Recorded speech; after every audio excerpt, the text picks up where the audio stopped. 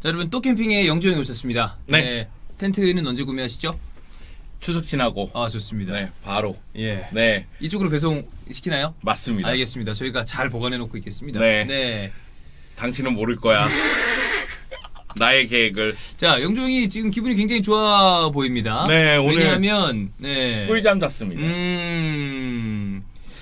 일단은 우리가 그 꿀잠 잔 바르셀로나 경기 이야기를 그럼 먼저 하죠 뭐. 네, 그래도 상관없습니다. 네, 좋습니다. 네. 영주형을 모셨기 때문에 라리가 얘기를 해볼 텐데 로날두 쿠만 사실 이수희 감독이 약간 뭐 아니면 백도 스타일이잖아요. 근데 초반의 경기력은 지금 영주형이 만족한다. 네, 이 정도면 만족합니다. 아하. 이 정도면 괜찮다. 이 정도면 괜찮다. 네. 예. 리가 우승 가나요? 지금 분위기로 봐서는 나쁘지 않다. 레알 마드리드가 약간 고전 중이란 말이에요. 초반의 분위기가. 그러니까 레알 마드리드는 지난 시즌의 문제점이 그대로 좀 이어지고 있어요. 그러니까 베티스에게 3대2로 승리를 거뒀는데 그 경기에서는 벤제마가 골을 넣지 못했지만 벤제마가 잘한 경기였기 그쵸? 때문에 그리고 라모스가 PK로 골을 넣으면서 네. 승리를 거뒀잖아요. 끝내죠 3대2로. 네. 근데 이제 지금 이번 라운드에서 처음 모습을 드러낸 건 아틀레티코 마드리드하고 바르셀로나인데 그렇죠. 둘 다 어마무시합니다. 오. 자, 그럼 일단 바르셀로나 얘기부터 한번 해보도록 하겠습니다. 네. 영종이 봤을 때 어떤 점이 좀 이렇게 이 정도면 괜찮지라고 생각을 하셨는지. 예. 그러니까 쿠만 감독이 바르셀로나 선수들에 대해서 연구를 굉장히 많이 했다는 느낌이 들었어요. 일단은 쿠만 감독이 너 왜 웃어? 왜 웃냐? 야, 내가 그래서 쿠만 욕한 적은 없잖아. 그렇죠. 네. 그렇습니다. 아니, 좀 전에 찬우 형이 히든 조축을 하고 콘테를 쌍욕을 하고 갔거든요. 이 개.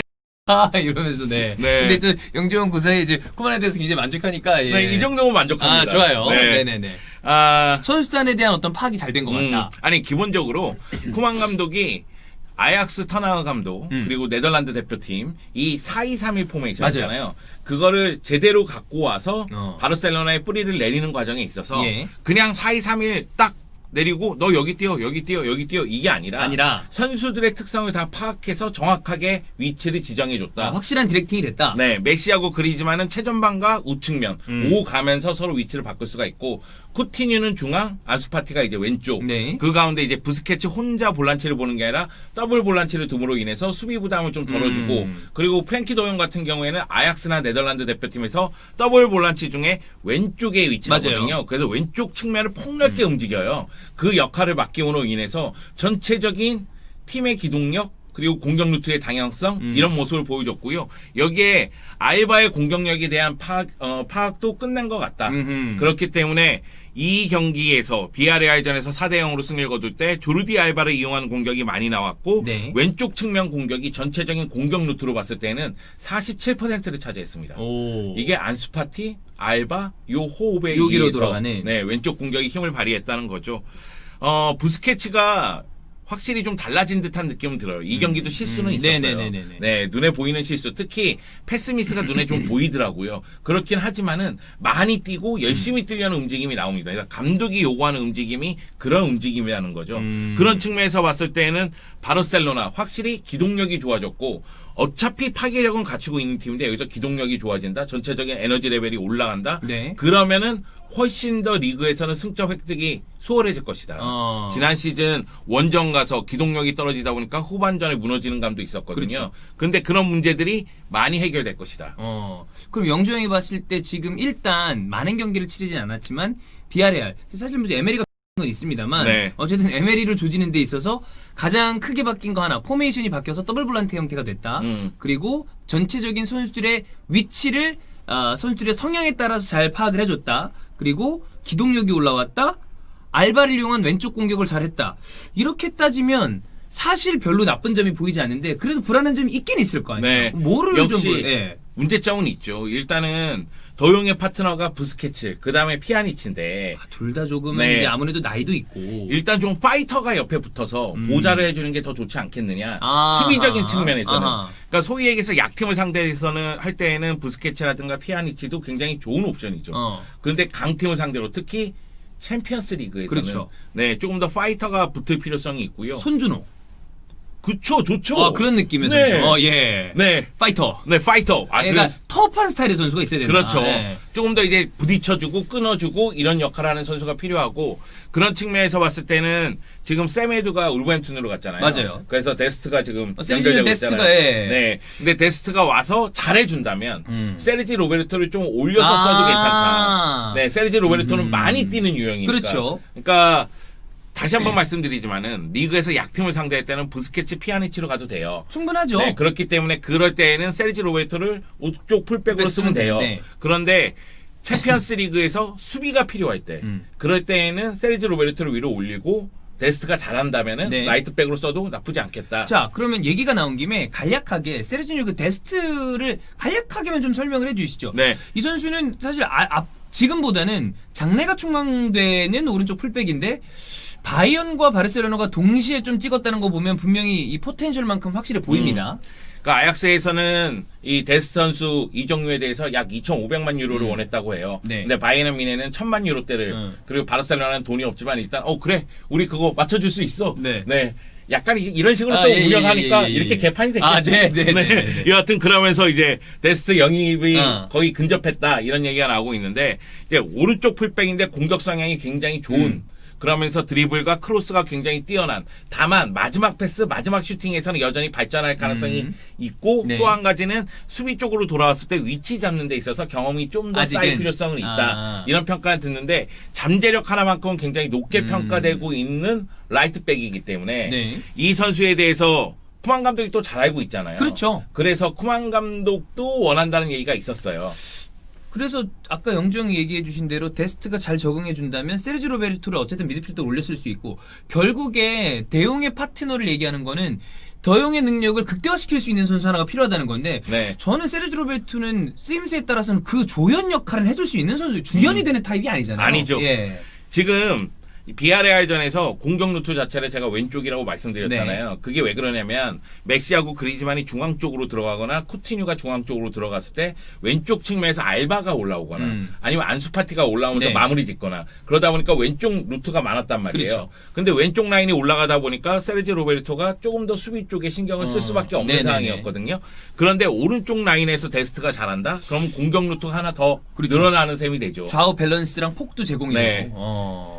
그런 어쨌든, 측면에서 네. 봤을 때는 충분히 다양성을 줄 수 있는 풀백이다. 그런 그렇습니다. 생각이 듭니다. 자, 왼쪽 라인에서 이야기를 해주실 때, 뭐, 더영도 왼쪽 측면에서 좀 많이 움직였고, 알바도 있는데, 많은 분들이 기대하는 안수파티도, 지금 초반 분위기는 굉장히 좋아 보여요. 네. 예. 그러니까 안수파티가 스페인 대표팀에서 A매치 데뷔골을 넣은 다음에 맞아요. 한 단계 더 성장한 것 같아요. 음. 비아레알전에서 마무리 짓는 모습이라든가 PK 얻는 모습 봤을 때는 굉장히 뛰어난 모습을 보여줬거든요.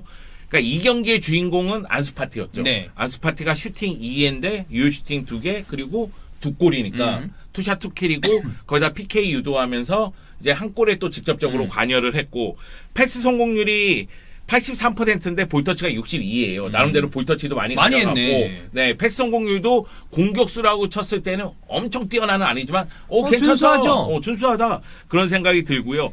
그리고 안수파티가 사실은 제2의 득점원 역할을 많이 해줘야 돼요. 해줘야지. 제가 그리즈만 얘기할 때 그리즈만이 공격 포인트가 모자르다 할지라도 조금 더 이타적인 플레이를 펼친다면은 그리즈만이 원톱으로 기용됐을 때 나름대로 좀 좋게 평가를 해야 된다 이런 얘기를 했잖아요. 안수파티가 골을 넣을 때 그리즈만의 움직임은 다 미끼예요. 더미 역할을 네, 준다. 그 앞쪽에서 더 들어가면서 수비를 더 끌고 들어가 버려요. 네. 그러면 안수파티 앞쪽에 공간이 생기니까 안수파티는 원터치 슈팅이 좋고 슈팅 타이밍이 빠르니까 빠르게 마무리 짓는 모습이 나오거든요. 그래서 저는 이 경기에서 그리즈만의 움직임도 나쁘다고 생각하진 않아요. 이 방금 말씀해 주신 그리즈만의 쓰임새에 대해서 이전 감독들 그러니까 돌베르데나 세티엔이나 다 좀 부족하다는 얘기를 많이 들었었는데 지금 그리즈만 쓰임새는 쿠만이 그래도 네. 잘하고 있다라고 봐도 되겠네요. 찾아나가고 그러면. 있는 과정이에요. 찾아나가고 있다. 저는 그러니까 메시하고 그리즈만의 롤 자체가 확연하게 메시 너는 뭐해? 그리즈만 너는 뭐해? 이게 아니라 메시하고 그리즈만하고 득점 기회를 만들고 득점을 마무리 짓고 소위 얘기해서 수비를 끌고 다니는 역할을 같이 해야 된다고 생각을 해요. 그렇기 때문에 전방 쪽에 그리즈만이 있던 메시가 있던 둘이 위치를 바꿔가면서 계속해서 수비 라인에 혼란을 주는 것 그리고 득점하는 장면에서는 그리즈만이 안쪽으로 더 들어가면서 수비를 끌고 다니는 것 이런 것들이 다 효과를 보는 경기였다고 저는 생각을 하거든요. 네. 그런 측면에서는 그리즈만이 골을 넣으면 더 좋겠지만은 아직까지는 골을 또 못 넣고 있지만 그런 측면에서 봤을 때 올 시즌에 기대가 된다. 네. 자, 그래서 지금 영조형 이렇게 영조형이 준비해 와 주신 걸 보니까 바르셀로나 우승 가능하다. 네. 근데 이게 제가 초반 일정 봤더니 셀타비고, 세비야, 헤타페, 레알 마드리드로 이어져요.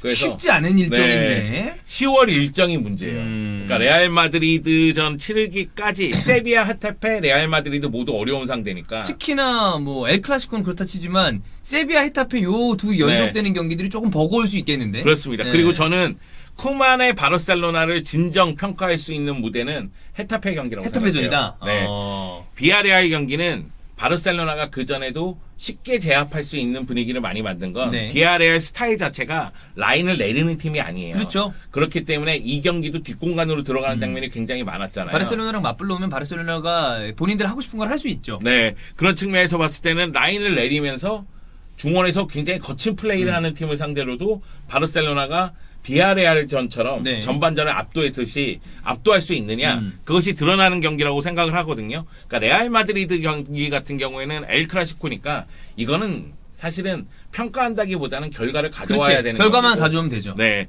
그렇기 때문에 헤타페전이 진정 평가 무대가 아닐까. 그리고 세비야전도 좀 어렵긴 하지만 여하튼 이번 라운드 보면서 전 그런 생각 좀 들었어요. 그러니까 뭐냐면 우승 쌉가는? 우승권이긴 합니다. 네. 우승권이죠. 우승권 아니면 안 되지. 네. 바르셀로나가. 이 얘기를 좀 드리고 싶습니다. 네. 사실 레알 마드리드, 바르셀로나, 아틀레티코 마드리드는 좀 늦게 시작했잖아요. 그렇죠. 네. 그리고 늦게 시작하기 때문에 경기력이 어떨지에 대해서 모르는 그런 모습도 있었지만은 그 시작하기 전에 미리 시작한 팀들, 그 팀들 중에서 두각을 나타낸 팀이 베티스, 그라나다, 비아레알이에요. 물론 이제 비아레알이 1라운드에서 무승부를 거뒀다 할지라도 1승 1무였거든요. 근데 이 팀들이 레알, 바르셀로나, 아틀레티코 등장해서 다 패배했어요. 맞아요. 네, 그거 보면서 이래서 역시 기존의 어떤 강자들, 상강이다. 이래서 여전히 3강이구나. 저는 베티스는 아쉬움이 있다고 생각을 해요. 에메르송 퇴장이라든가 에메르송 자책골이라든가 이런 장면이 있었으니까.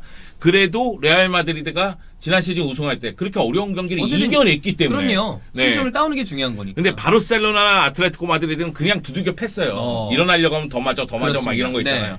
그런 모습 보면서 올 시즌 라리가 경쟁도 뜨거울 것이다. 그런데 바르셀로나가 비아레알을 4대0으로 제압했다. 그것도 전반전에만 4골. 와, 이러면 안수파티가 루이스 수아레스 떠난 자리, 그러니까 제2의 득점원 역할을 해준다면 이거는 뭐 당연히 우승 후보지. 이 정도 경기력이면. 네.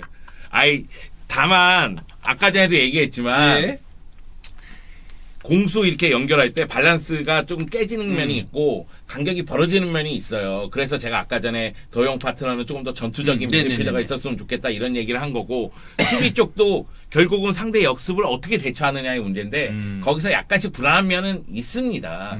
그리고 테오 슈테겐 골키퍼는 여전히 부상이니까 그런 측면에서 봤을 때는 문제를 노출할 수 있는 경기는 앞으로도 많이 있을 것이다. 그런데 첫 단추를 너무 잘 깼다. 네, 메시가 웃었다. 그러면 뭐 괜찮습니다. 그리즈만, 안수파티, 쿠티뉴, 트링캉. 그림 좋아.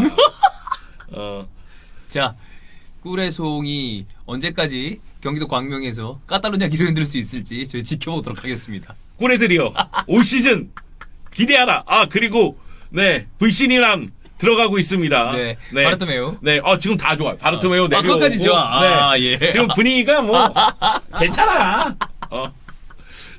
바르토메오까지 내려온다면 이건 뭐 쫙. 깃발을 갖고 올 거 그랬어. 흔들어줘야 돼 이건.